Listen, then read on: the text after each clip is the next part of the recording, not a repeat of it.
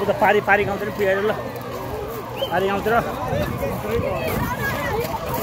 ल पारी गाउँतिर पाउँछु पारी गाउँतिर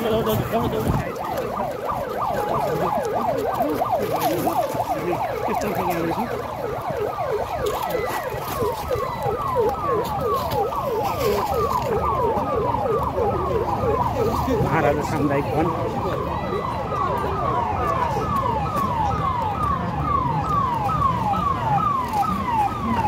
ल घरमा लगाएर चालो ल यहाँ स्टिकरबाट धारिरहेको छ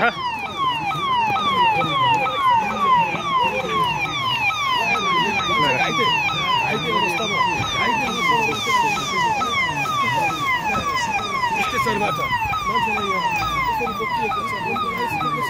अनि स्टेसनबाट घाइतेलाई निकाल्ने घाइतेलाई यहाँ स्टेसनमा हालेर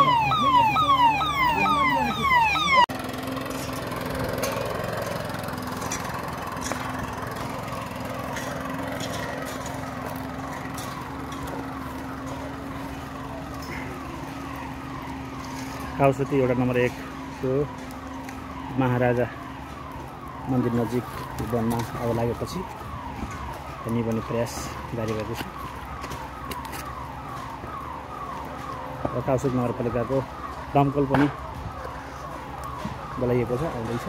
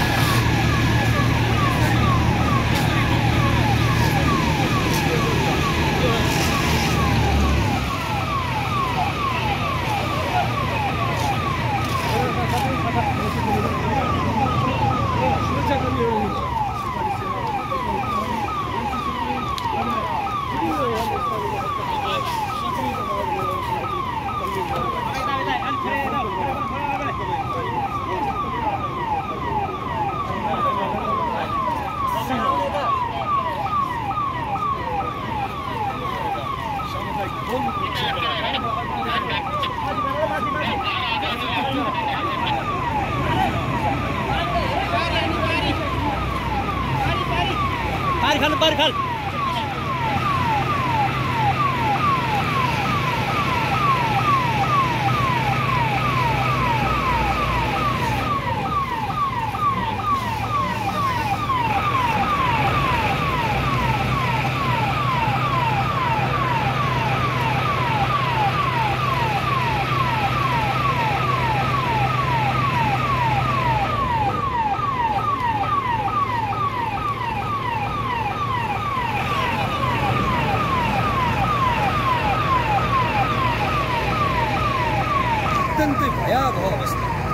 अत्यन्तै डरलाग्दो अवस्था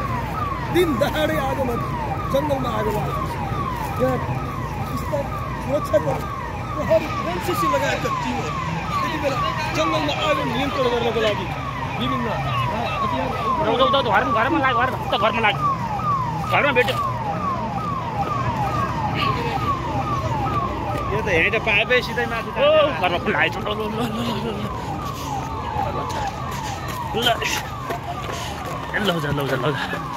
भ्याग्यो ल भ्यागेछ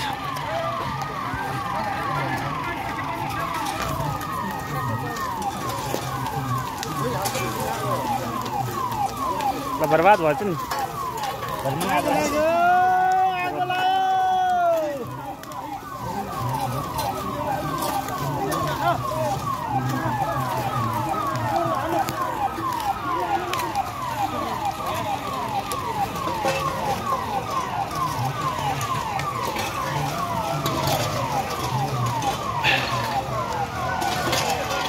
महाराजा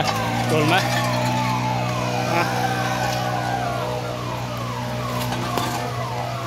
लागेको छ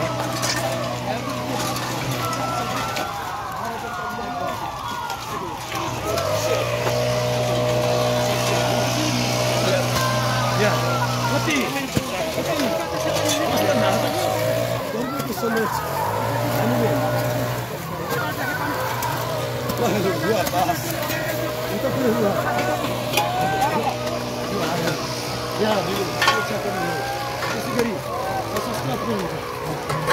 नेपाल आर्मी प्रहरी लगायतको टिमहरू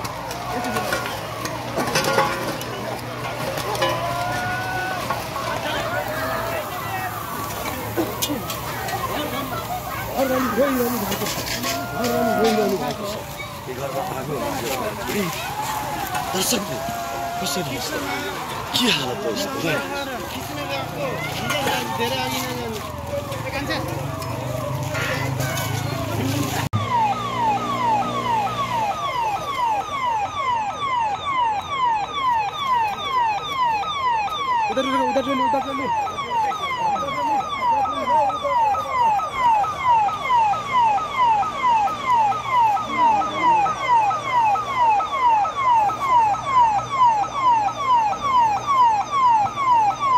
उधर टोलीहरूले आफ्नो सम्पूर्ण क्षमताको प्रयोग गरी उद्धार कार्यमा खटिरहनु भएको छ।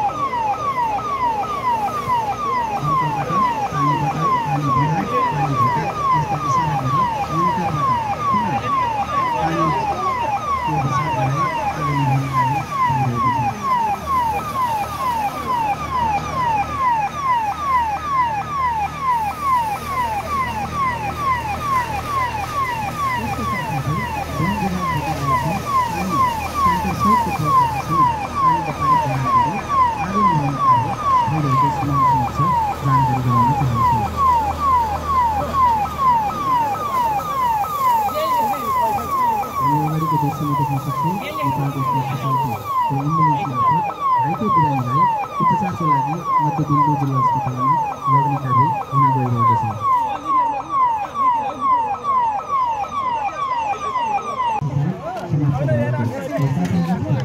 फोटो सेसनको कार्यक्रम सुरु भएको बुवा जानकारी हामी 10,000 क्यास थियो दुईटा बाख्रै जले छ बाख्रा गाई बाछा सबै जले हाम्रो प्राकृतिक विनाश हो। यसमा कसैले पनि पूर्वानुमान गरेर आउने होइन। ओड्ने बिछाउने लाउने लुगा कपडा समेत जले सबै। र हामीले जति चाहिँ हामीले रेस्क्यु गर्न सकेका छौँ हामीले चाहिँ निकालेर यहाँ राखेका छौँ। त्यसले अब जलेका कुरा जलि नै गयो, त्यसलाई फिर्ता ल्याउने कुरा सम्भव पनि भएन। जति कुरा छन् ती कुराहरूलाई चाहिँ तपाईँहरूलाई हामी ह्यान्डओभर गर्छौँ। त्यही भएर छुट्याउन चाहिँ कृपया हामीलाई सहयोग गरिदिनु होला है त। अब गाडी लेख्नु हो गाडी लेख्यो र आफ्नो सामान चाहिँ सनाफत छुटाउनु त तपाईँको के हो सामान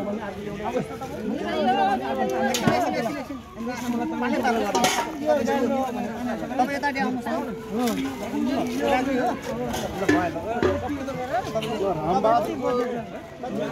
थान एक स्टिलको होइन रामबादको गाडी थान एक स्टिलको त्यसपछि पुतली मैयाको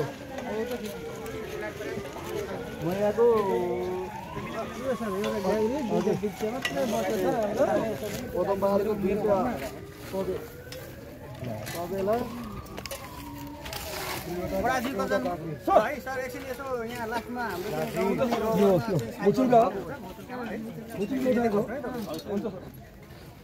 ल तपाईँहरूको सामान के छ है आफ्नो चिनेर लानु होला है फेरि भोलि गएर यो वडामा झमेला नहोस् है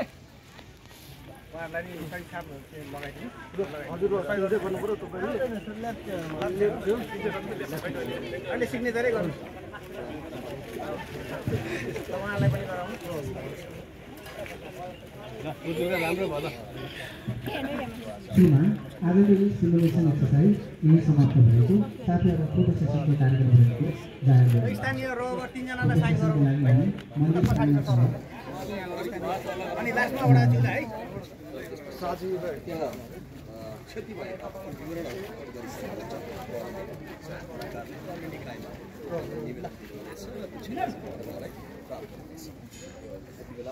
र लास्टमा चाहिँ वडाजीको साइन गराउनु त्यहाँ